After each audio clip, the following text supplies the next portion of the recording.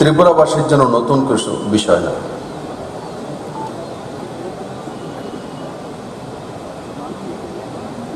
আমি প্রারম্ভেই বলেছি সেটা 39তম বইমেলা।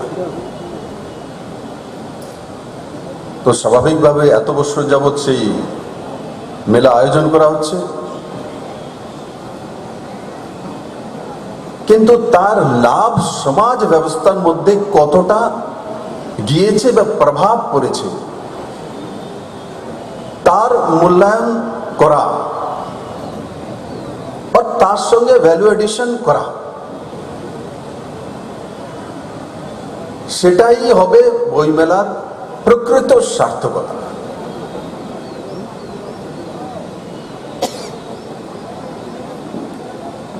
আজকে ইন্টারনেটের জামানা, ই বুকসের জামানা, और আমাদের হাতের মুষ্টির মধ্যেই পুরো দুনিয়া। কিন্তু তারপরও বইয়ের কি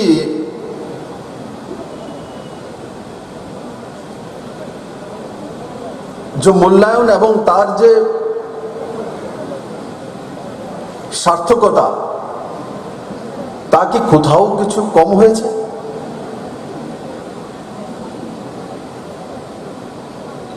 নিশ্চিত না। এই কোভিড-19 মধ্যে দিয়ে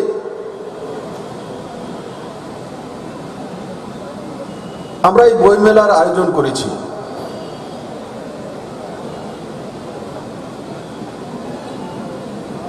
যখন তার প্রাদুর্ভাব পুরো দুনিয়ায় এবং ত্রিপুরাতেও চলছিল, লকডাউন, জনতার কারফিউ, আনলক, और ধীরে ধীরে আমরা কাজ শুরু করেছি।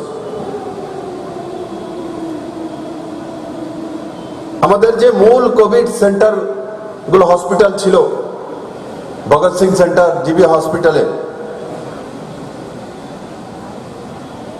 সেখানে আইসিইউ ডিপার্টমেন্ট থেকে, কারণ কোভিডের পেশেন্টরা প্রথম অবস্থায়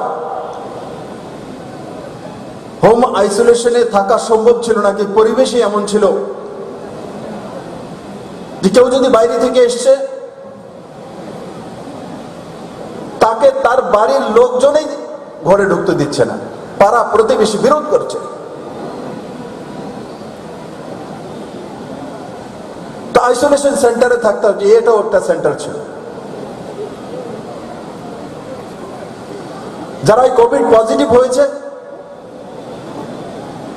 তাদেরকে 14 দিন জিবি হসপিটালে, সেন্টারগুলোতে, ভগৎ সিং, কারণ সেটা যতক্ষণ পর্যন্ত না নেগেটিভ রেজাল্ট আসে ততক্ষণ পর্যন্ত তাকে ডিসচার্জ করা হয় না। সময়ে সময়ে গাইডলাইন।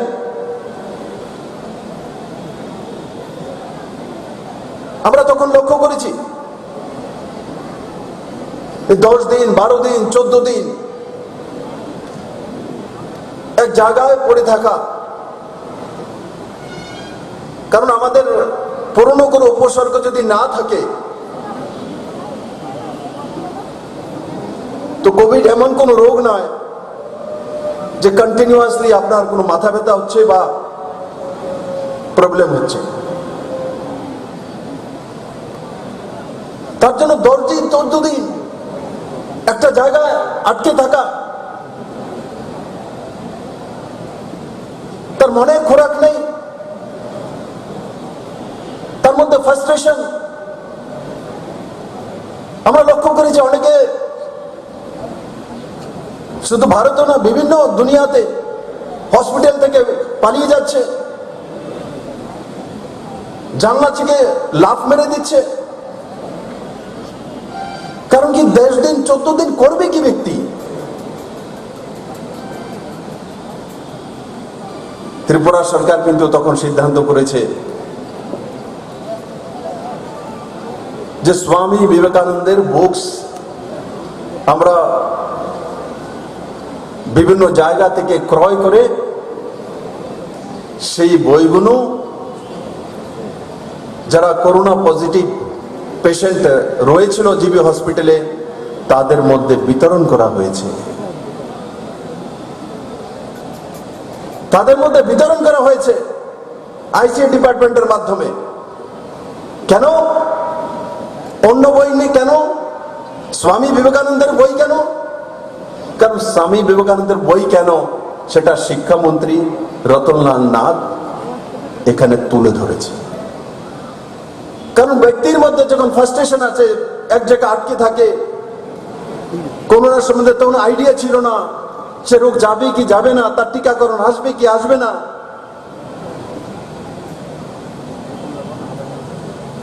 আর অনেক লোক ফ্রাস্ট্রেশনেই তার শরীর খারাপ হয়ে যেত। তো তার মানসিকতাকে সঠিক পজিটিভিটির সঙ্গে ধরে রাখার জন্য এই সরকার সিদ্ধান্ত করেছে যে প্রত্যেকটি পেশেন্টের কাছে সেই বই পুস্তক পৌঁছে দেওয়া।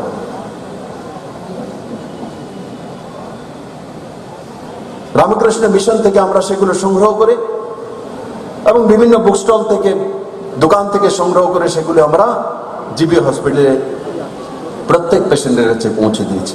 তাতে লাভ কি হয়েছে? তাতে লাভ হয়েছে সে সেই 10 দিন 12 দিন বসে বসে সেই বুকস পড়ছিল, স্বামীজির জীবনী সম্বন্ধে জানছিল, ওনার বিভিন্ন যে লেখা পুস্তক সেগুলো পড়ছিল, আর তার মধ্যে পজিটিভ ভাইব্রেশন, নেগেটিভিটিকে হারানো, করোনাকে হারানো, সে মানসিকতা থেকে বেরিয়ে আসা, আশার আলো দেখা, তাতে লাভ হয়েছে। আর ধীরে ধীরে আমরা মাননীয় প্রধানমন্ত্রী দ্বারা যে ব্যবস্থা সারা ভারত ব্যাপী লাগু করা হয়েছে, আমরা আজকাল সেই টিকাকরণও পেয়ে গেছি এবং ভারতীয় স্বদেশী কোম্পানির মাধ্যমে। তাই বন্ধুরা,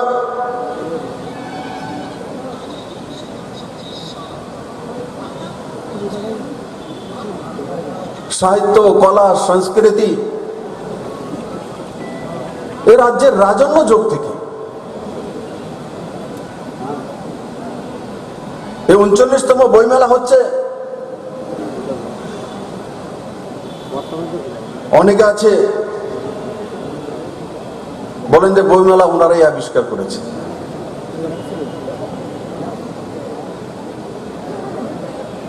শ্রেয় নেওয়ার জন্য। আর রাজন্য যুগ থেকে ত্রিপুরাতে কলা, সংস্কৃতি, এক ত্রিপুরার নিজস্ব চেহারা পুরো দুনিয়ার সামনে ছিল।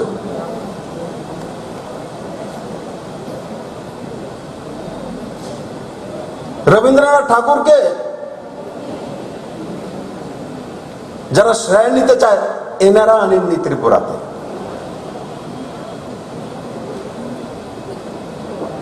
ত্রিপুরার রাজন্য যুগ যখন চলছিল ওনারাই এনেছে।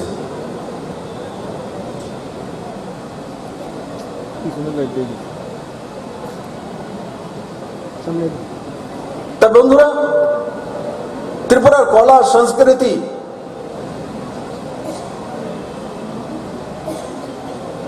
সেগুলো বহু পুরানো।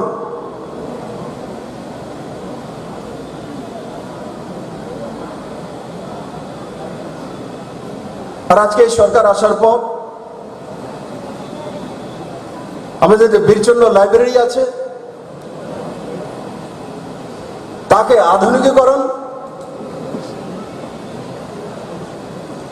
তার জন্য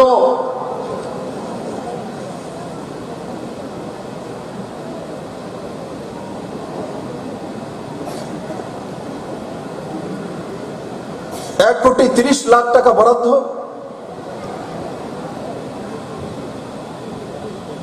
বিভিন্ন সাব ডিভিশনে, ব্লকে, পঞ্চায়েত স্তরে আরডি ডিপার্টমেন্টের মাধ্যমে, ডিস্ট্রিক্ট লাইব্রেরি গুলো 8টি লাইব্রেরি আছে, সেগুলোকে মডার্নাইজেশন, ইন্টারনেটের ব্যবস্থা,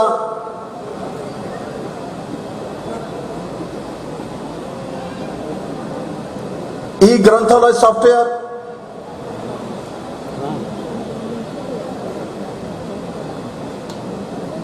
ভিডিও কনফারেন্সিং এর ব্যবস্থা ওয়াইফাই এর মাধ্যমে,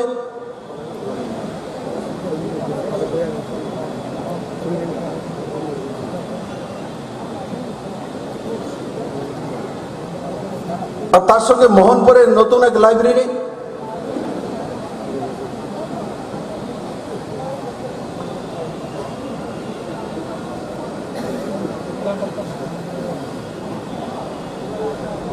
একশো 64টি পঞ্চায়েতে লাইব্রেরির ব্যবস্থা, এই সবগুলো কাজ রাজ্য সরকার হাতে নিয়েছে। তার সঙ্গে সঙ্গে আমাদের যে সেন্ট্রাল লাইব্রেরি রয়েছে তার বিউটিফিকেশন, আমি যেখানে গিয়ে পড়বো 3 ঘন্টা বসবো, সেই জায়গায় তার পরিবেশ সৃষ্টি করা, আধুনিকতম ব্যবস্থা করা, সে বুঝে রাজ্য সরকার বাজেট থেকে অতিরিক্ত ধনের ব্যবস্থা করেছে।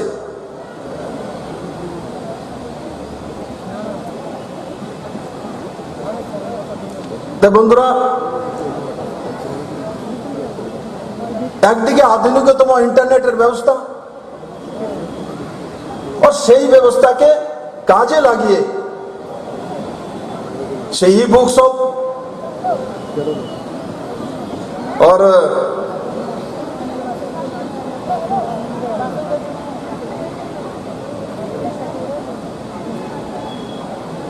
साइबर कैफे थ्रू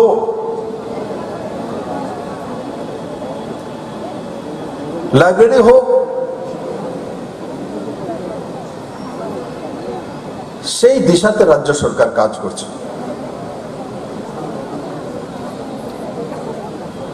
বন্ধুরা, কলা সংস্কৃতি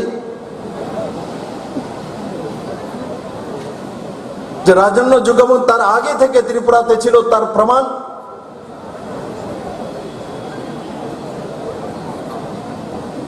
ঊনকোটির থাঙ্গা ডালং পদ্মশ্রী,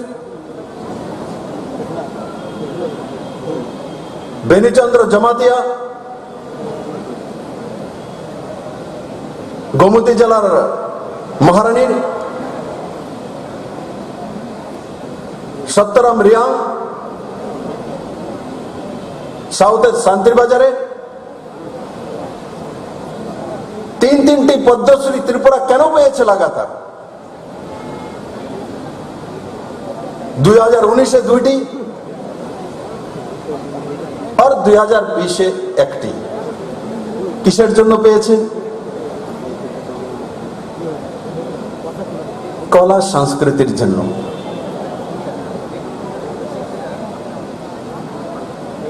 এগুলো প্রমাণিত করে ত্রিপুরার ভূমি উৎকৃষ্ট কলা সংস্কৃতি এবং বিদ্যার ভূমি।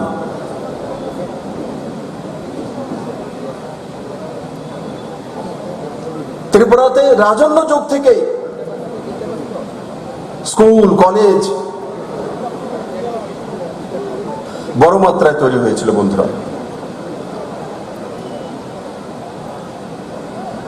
বন্ধুরা,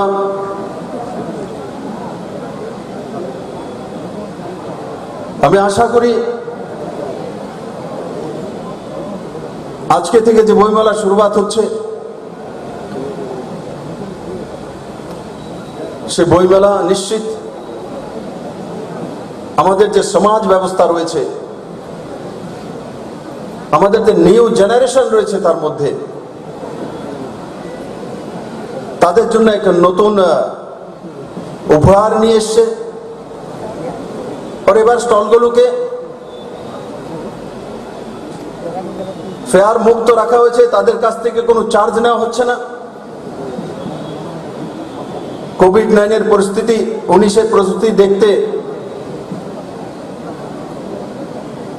আর তার কারণে এবারে স্টলগুলো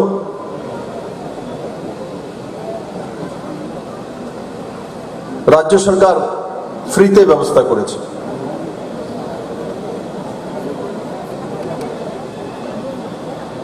বন্ধুরা,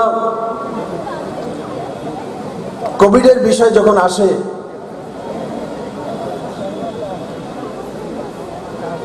আর তার সঙ্গে স্বনির্ভর ভারত ও স্বনির্ভর ত্রিপুরার বিষয় আসে,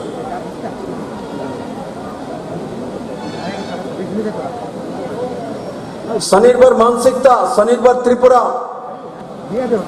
আত্মবিশ্বাস,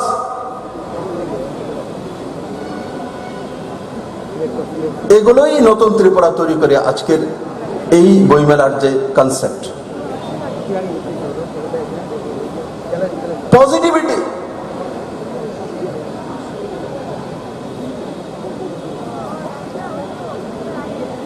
কালকে ভারত সরকারের একজন মন্ত্রী এসেছেন, একটা কার্যক্রম ছিল,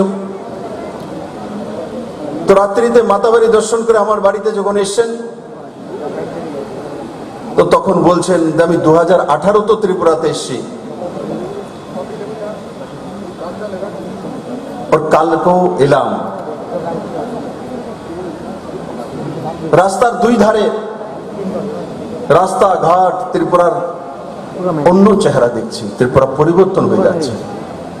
আমরা হয়তো ত্রিপুরাতে বসবাস করি, আমাদের চোখে হয়তো পড়ে না পরিবর্তনগুলো। বাইরে থেকে কোনো ব্যক্তি যখন ত্রিপুরাকে দেখে তো বলে 3 বছর আগে ত্রিপুরাকে কি দেখেছি, আজকে ত্রিপুরা কোথায় দাঁড়িয়ে আছে।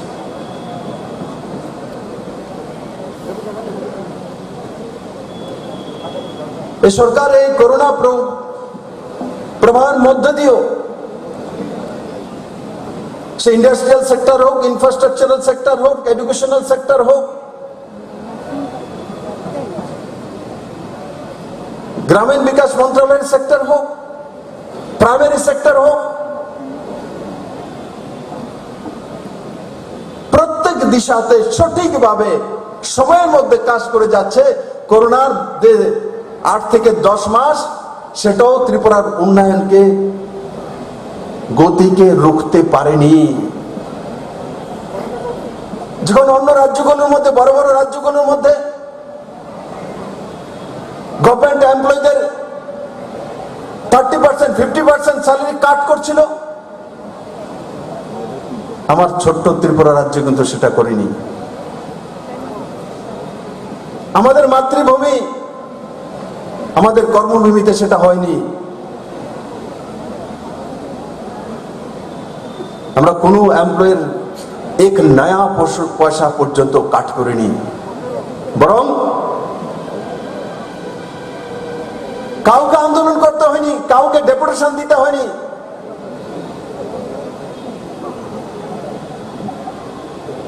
কালকে ক্যাবিনেট সিদ্ধান্ত করে 3% দিয়ে 1,90,000 পরিবার লাভান্বিত হয়েছে। তাতে 1,90,000, 320 কোটি টাকা রাজ্য সরকারের বাজেট থেকে যাবে।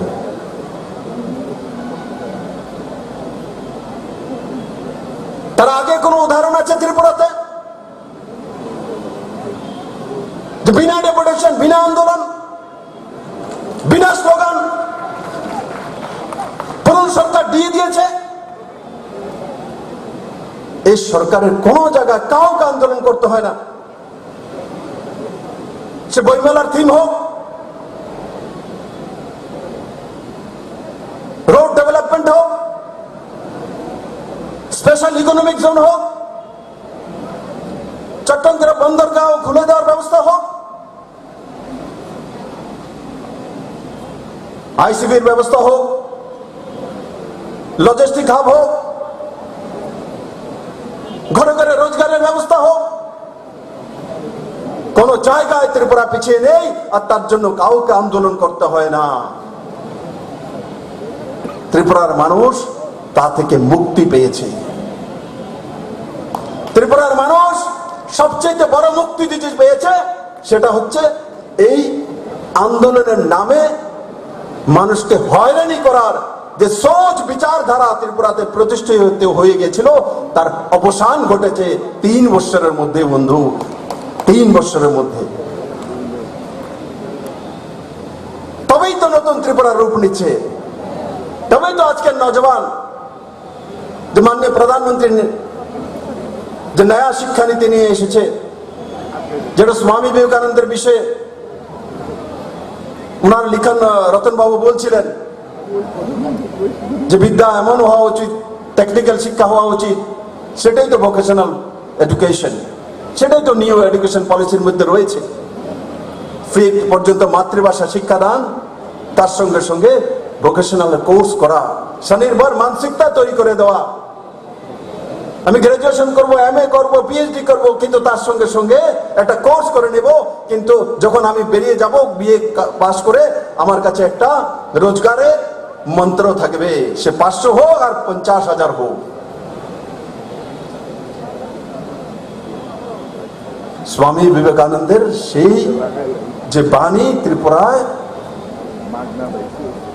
1 বছর আগে থেকে শুরু হয়ে গেছে, নিউ এডুকেশন পলিসি লাগু করার আগেই এই রাজ্যের মধ্যে শুরু হয়েছে। এনসিইআরটি সিলেবাস, এটা কি ত্রিপুরার জন্য, শিক্ষার জন্য ইতিহাস নয়? যখন তর্ক বিতর্ক শুধু চলচল, লালীকরণ করা হচ্ছে, এই হচ্ছে সেই হচ্ছে, কিন্তু এই সরকার আসার পর না লালীকরণে গিয়েছে, না নীলীকরণে গিয়েছে, না সাদাকরণে গিয়েছে, এই করণে গিয়েছে। এডুকেশনের ফাউন্ডেশন দিয়ে দিয়েছে। এনসিইআরটি সিলেবাস উইদিন 3 মান্থ ত্রিপুরাতে লাগু করে ভারতবর্ষের মধ্যে ইতিহাস সৃষ্টি করেছে। এগুলো এক সমাজ ব্যবস্থাকে দাঁড় করানোর মাপকাঠি। আজকে যখন এনসিইআরটি সিলেবাস লাগু হয়ে গেছে, ও সেই সিলেবাস পড়ে যখন আমার ছাত্রছাত্রী ভাই বোনেরা নিজের ভবিষ্যৎ তৈরি করার জন্য যাবে, তো অল ইন্ডিয়া কম্পিটিশনে গিয়ে সিলেক্ট হয়ে যাবে। আর আগের যে সিলেবাস ছিল, সেই সিলেবাসে সিলেক্ট হওয়া কঠিন কাজ ছিল, কারণ সিলেবাসই এমন ছিল, সেই সিলেবাসে অল ইন্ডিয়া লেভেলে টিকার মতো কোনো রাস্তাই ছিল না। আজকে আমরা যে ন্যাশনাল স্ট্যান্ডার্ডে পৌঁছে গেছি, এডুকেশনের ফাউন্ডেশন দিয়ে দিয়েছি, সেটা হচ্ছে এই সরকারের বড় একটা দিক। যারা গার্জিয়ান আছেন, প্যারেন্টস আছেন, এরা অনুভব করে যে সরকারি স্কুলের মধ্যে সিবিএসসি সিলেবাস 20টি স্কুলের মধ্যে আজকে গরিব পরিবারের অন্তদের যে পরিবার, সে অনুভব করে যে আমার ছেলেও সিবিএসসি সিলেবাসে গভর্নমেন্ট স্কুলে পড়বে, একসঙ্গে 20 স্কুল। এখন সেই মা অনুভব করে যে আমার ছেলেও যে বনেদি স্কুলের মতো সরকারি স্কুলের মধ্যেও প্যারেন্টস টিচার মিটিং হয়, আর একদিনে 1,80,000 গার্জিয়ান তার মধ্যে পৌঁছে যান। এগুলো পরিবর্তন নয়, এগুলো নতুন ত্রিপুরার উদাহরণ নয়, এগুলো মডেল ত্রিপুরার উদাহরণ নয়। প্রত্যেকটি সেক্টরে ত্রিপুরাতে, আগরতলাতে বহু টেন্ডার হয়ে গেছে, কাজ শুরু হয়ে গেছে। High rise building, light house, 2,500 flat, 14 তলা building, 5 star hotel, multi parking. পুরনো মোটর স্ট্যান্ডে 3 মঞ্জিলা পর্যন্ত পার্কিং থাকবে। কেউ কল্পনা করেছিল 3 বছর আগে? তার আইডিয়া ছিল ত্রিপুরা রাজ্যের মধ্যে যে আগরতলাতে 3 মঞ্জিলা পর্যন্ত পার্কিং হবে? তার সুদ ছিল পুরনো সরকারের।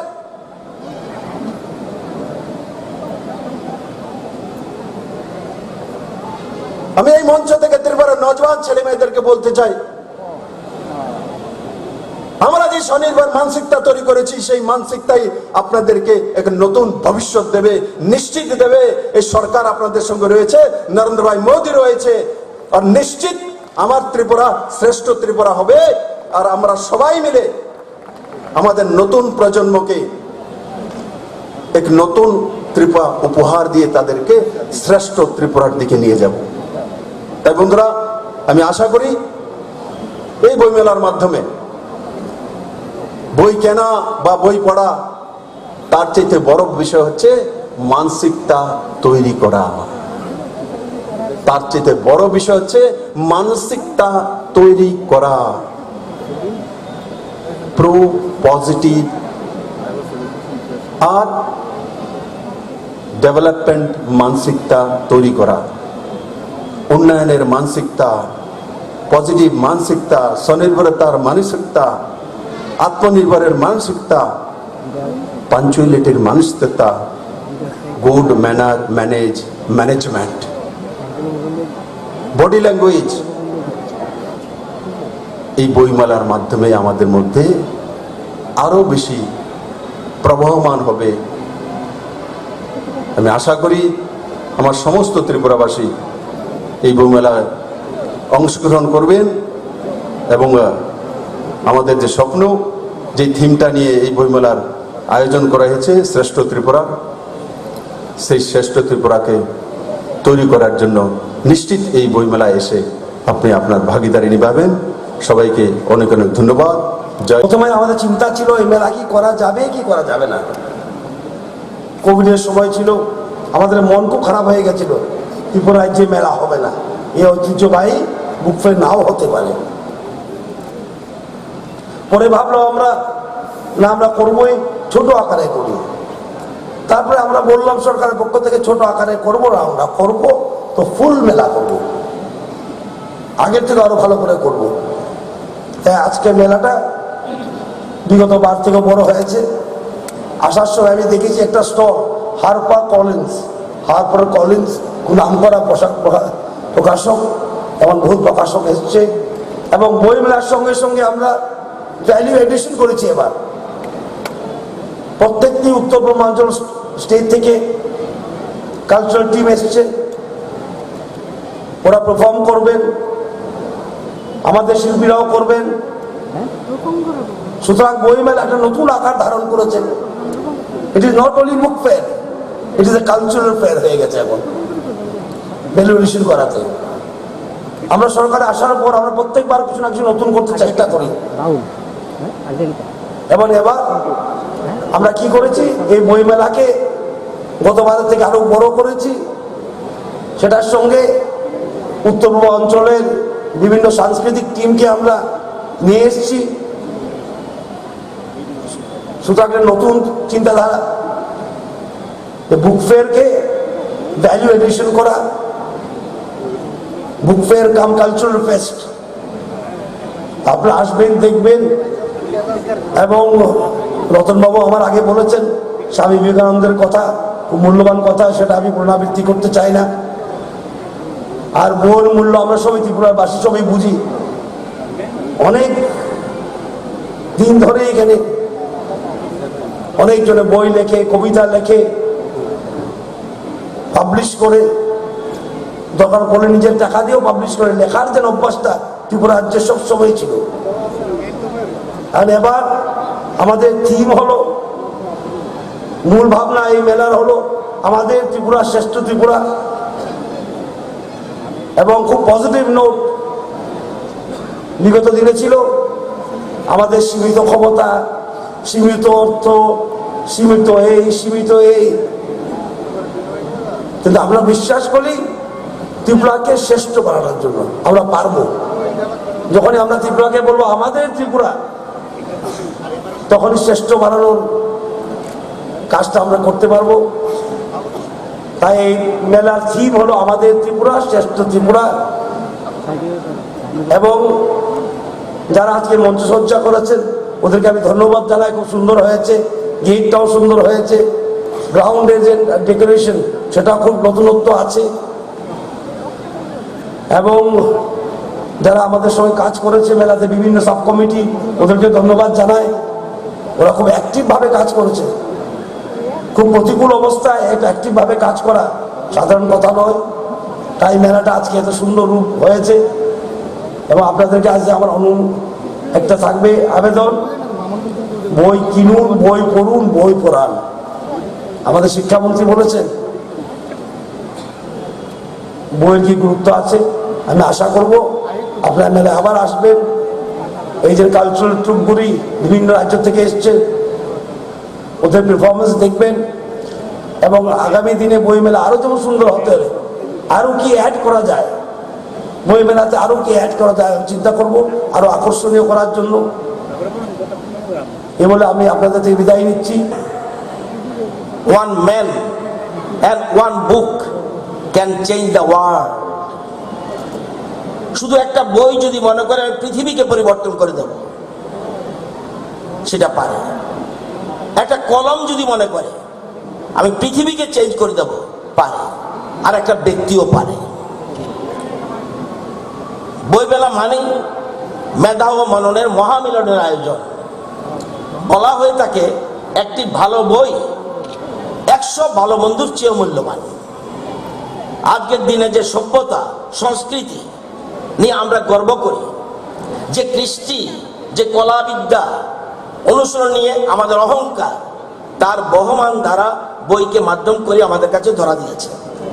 এটা 39তম বইমেলা। এই মহামিলন ক্ষেত্রে দাঁড়িয়ে আজকে আমাদের নিজেদের সবাইকে সমৃদ্ধ হতে হবে, সমৃদ্ধ করার সময়। একটা জাতির মেধা ও মননের আতুরঘর হলো তার বইয়ের জগৎ বা লাইব্রেরি।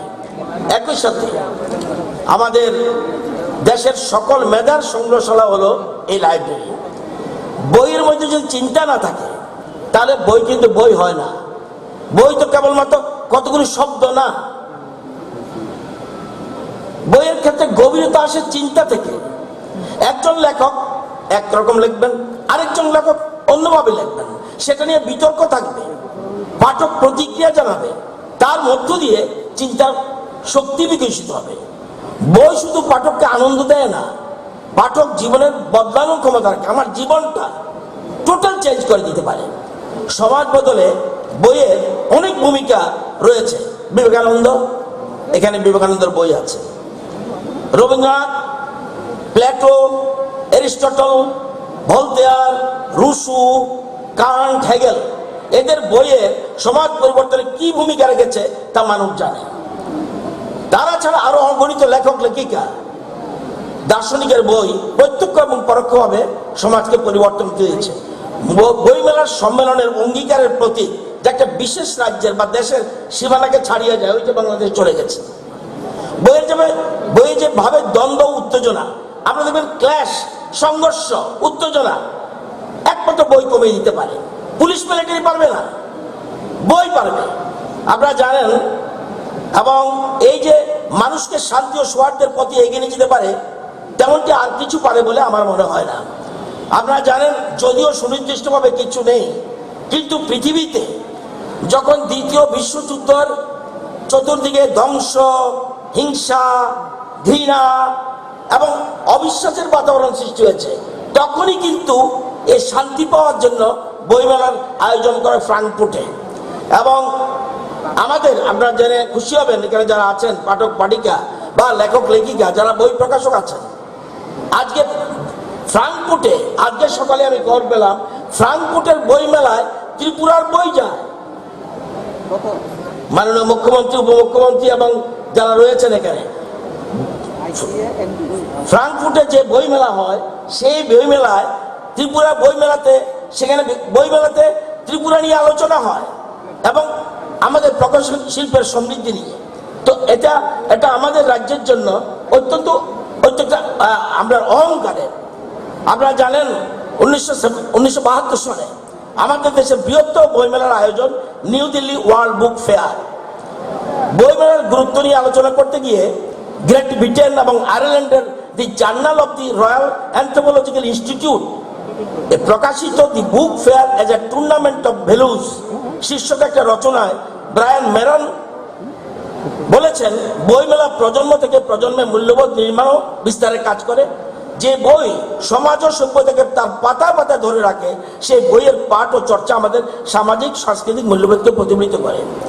পৃথিবীখ্যাত বইমেলা সংগঠক ক্লিফ ফ্লেচার এবং আদ্রিয়ান হ্যারিংটন, উনি লিখেছেন, উন্নত মানের বই রচনা, তার প্রকাশনা, অনুশীলনের বিষয় হিসেব কষে সমাজ ও সমাজের অগ্রগতি সমৃদ্ধির পরিমাপ করা যায়। আর বইয়ের বিপণের চিত্র, বিপণের হিসাব থেকে বোঝা যায় সেই সমাজের নাগরিকদের মেধা ও মননের চরিত্র।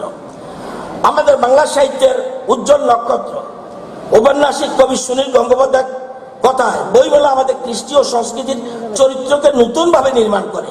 আমাদের বইমেলার আয়োজন আসলে আমাদের কৃষ্টি ও সংস্কৃতির অনুশীলন ক্ষেত্র। আমাদের বইমেলার গুরুত্ব ও তাৎপর্য নিয়ে আমাদের কারো মনে সংশয় আছে বলে আমি মনে করি না।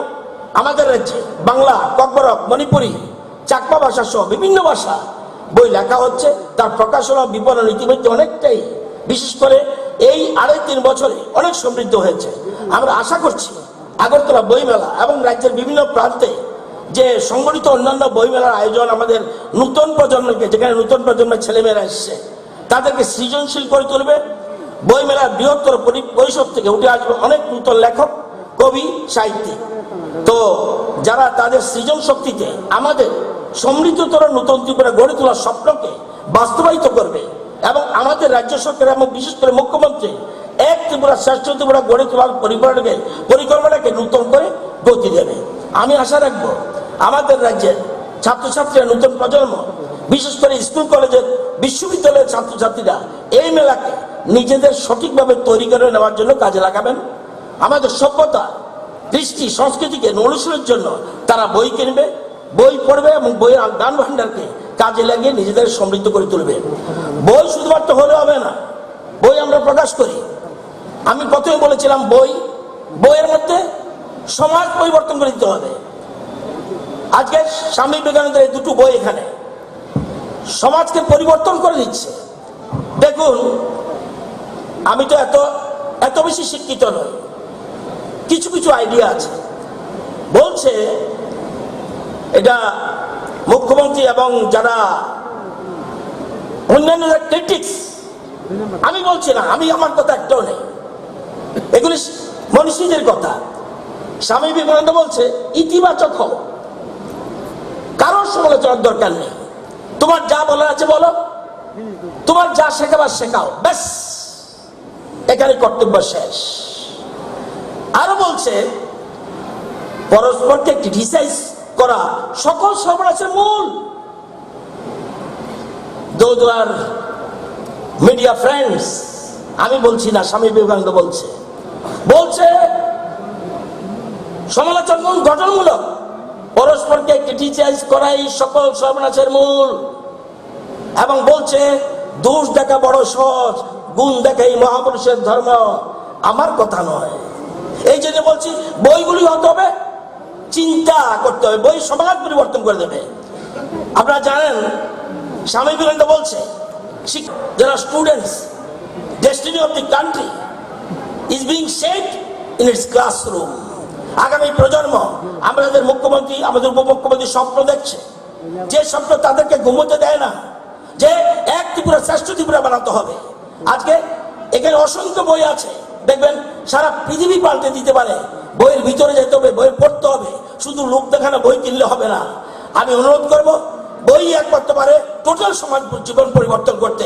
আমরা স্বামীজির আদর্শ অনুপ্রাণিত হয়ে রাজ্য চালাচ্ছি, দেশ চলছে। সবাইকে এই বই মেলায় আমি আশা করব যে আমাদের যে 39তম আগরতলা বইমেলা সমস্ত আঙ্গিকে সফল হয়ে উঠবে। আগরতলা বইমেলা ঐতিহ্য বহু বছরের, এ রাজ্যের সুস্থ চিন্তার, মননের, মেধার চর্চা বজায় রাখার ক্ষেত্রে এই মেলার গুরুত্ব অপরিসীম।